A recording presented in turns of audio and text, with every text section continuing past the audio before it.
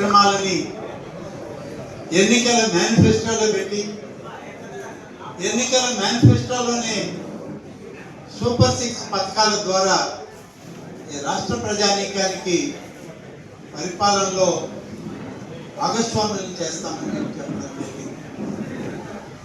Super 6లో భాగమే అధికారంలోకి వచ్చినటువంటి తొలి మాసాల్లోనే తల్లికి వందనం అనేటువంటి కార్యక్రమంలో 10,090 కోట్ల రూపాయలు 67.27 లక్షల మంది విద్యార్థుల తల్లులకి ఆ యొక్క నిధులని వెంటనే మంజూరు చేసి వాళ్ళ అకౌంట్లకి పంపడం జరిగింది.